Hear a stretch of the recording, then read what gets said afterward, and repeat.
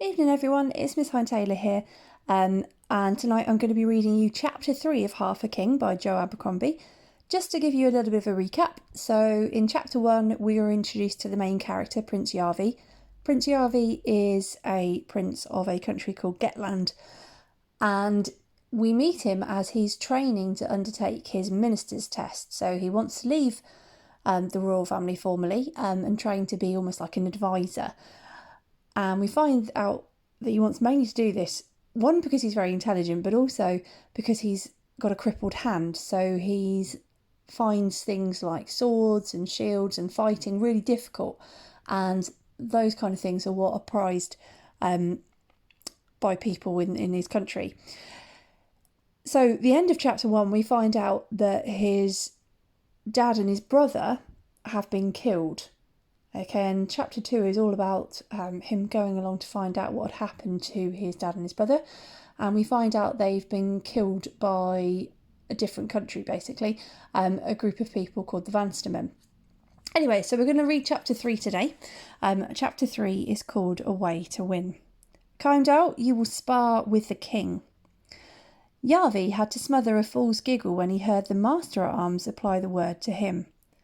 Probably the 80 young warriors gathered opposite were all stifling their own laughter. Certainly they would be once they saw their new king fight. No doubt by then laughter would be the last thing on Yarvi's mind. They were his subjects now, of course, his servants, his men, all sworn to die upon his whim. Yet they felt even more a row of scornful enemies than when he had faced them as a boy. He still felt like a boy, more like a boy than ever. It will be my honour. Kindle did not look especially honoured as he stepped from his fellows and out into the training square, moving as easily in a coat of mail as a maiden in a shift. He took up a shield and wooden practice sword and made the air whistle with some fearsome swipes. He might have been less than a year older than Yarvi, but he looked 5. Half a head taller, far thicker in the chest and shoulder, and already boasting red stubble on his heavy jaw. "Are you ready, my king?" muttered Odin in Yarvi's ear. "Clearly not," hissed Yarvi, but there was no escape. The king of Getland must be a doting son to Mother War, however ill-suited he might be. He had to prove to the older warriors ranged around the square that he could be more than a one-handed embarrassment. He had to find a way to win. There is always a way, his mother used to tell him. But despite his undoubted gifts of a quick mind, empathy and a fine singing voice, he could not think of one. Today the training square had been marked out on the beach, 8 strides of sand on a side and a spear driven into the ground at each corner. Every day they found different ground for it. Rocks, woods, bogs, Thorby's narrow streets, even in a river, for a man of Getland must be equally ready to fight wherever he stands, or equally unready in Yarvi's case. But the battles around the shattered sea were fought more often than not on its ragged shore, so on the shore they practised most often, and Yarvi had taken enough mouthfuls of sand in his time to beach a longship. As Mother's sun sank behind the hills, the veterans would be sparring up to their knees in the brine. Brine's like salt water. But now the tide was out across flats streaked with mirror puddles, and the only dampness came from the hard spray on the salt wind and the sweat leaking from Yarvi at the unfamiliar weight of his mail. Gods, how he hated his mail. How he hated Hunan, the master-at-arms who had been for so many years his chief tormentor. How he loathed swords and shields and detested the training square and despised the warriors who made it their home. And most of all, how he hated his own bad joke of a hand, which meant he could never be one of them. "Watch your footing, my king," murmured over them. "My footing won't be my problem," snapped Yarvi. "I have 2 feet at least." For 3 years he'd scarcely touched a sword, spending every waking hour in Mother Gundring's chambers, studying the uses of plants and the tongues of far-off places, learning the names of the small gods and taking such very special care over his penmanship. It's like handwriting. While I had been learning how to mend wounds, these boys, these men, he realised with a sour taste in his mouth, had put all their efforts into learning how to make them.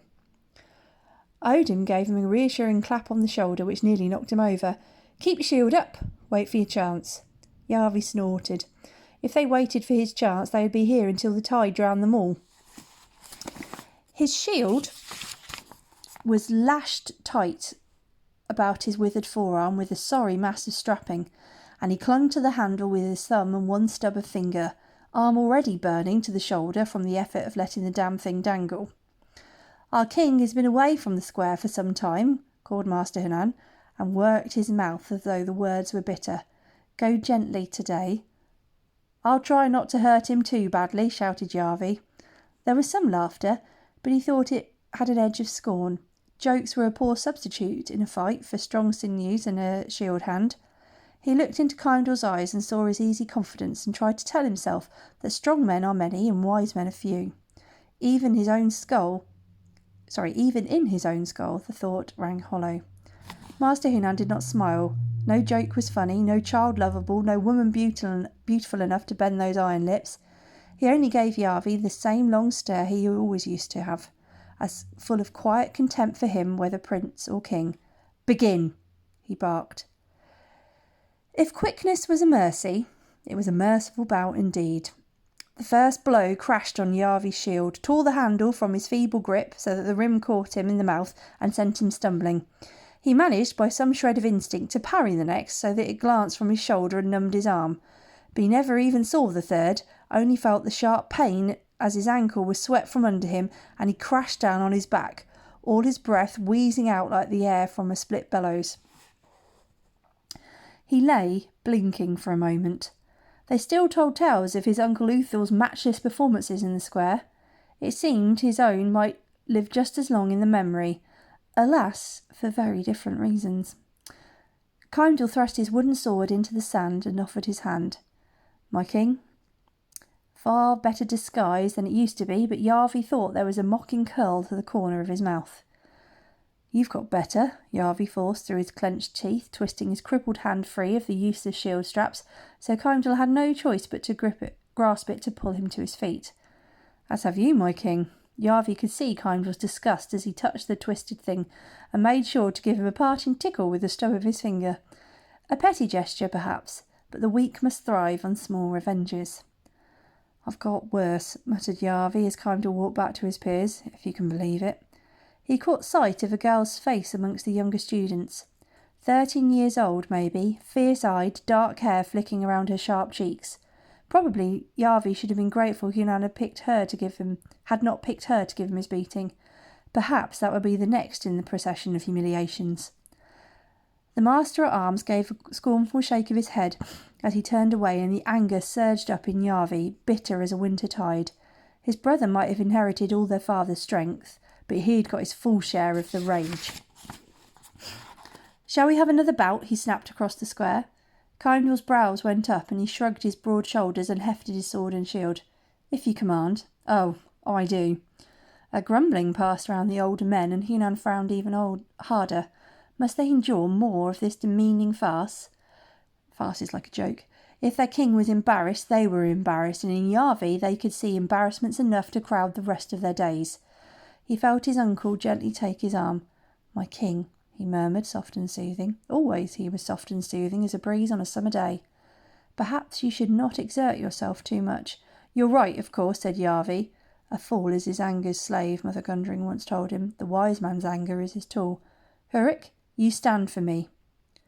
There was silence as all eyes turned to the Queen's chosen shield, sitting huge and silent on the carved stool that marked him out among Getland's most honoured warriors, the great scar down his cheek becoming a white streak where it touched his beard.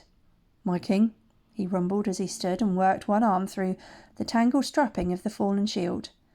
Yarvi handed him his training sword. It looked like a toy in Hurrick's great scarred fist. You could hear his footsteps as he took his place opposite Kindle, suddenly looking very much his 16 years. Hurrick crouched, twisting his boots into the sand, then bared his teeth and made a fighting growl, deep and throbbing, louder and louder until the square seemed to shake with it, and Yarvi saw Kindle's eyes wide with doubt and fear, just as he had always dreamed of seeing them. "Begin," he said. This bout was over quicker even than the last, but no one could have called it merciful. To give Kindle his due, he leapt in bravely enough, but Hurrick caught the blow on his sword, wooden blade scraping, then darted in quick as a snake despite his size and kicked Kindle's feet away. The lad whooped as he fell, but only until Hurrick's shield rim caught him above the eye with a hollow ping and knocked him half senseless. Hurrick frowned as he stepped forward, planted his boot in Keimdall's sword hand, and ground it under his heel. Keimdall groaned, one half of his grimace plastered with sand, the other blood-streaked from the gash on his forehead. The girls might not have agreed, but Yarvi thought he'd never looked better. He swept the warriors with a glare then, the kind his mother gave a slave who displeased her. "One to me," he said, and he stepped over Keimdall's fallen sword as he strode from the square, choosing a path that forced Master Hunan to shuffle awkwardly aside. "That was ungenerous, my king," said Uncle Odin, falling into step at his shoulder, "but not unfunny." "I'm glad I made you laugh," grunted Yarvi. "Much more than that, you made me proud." Yarvi glanced sideways and saw his uncle looking back, calm and even.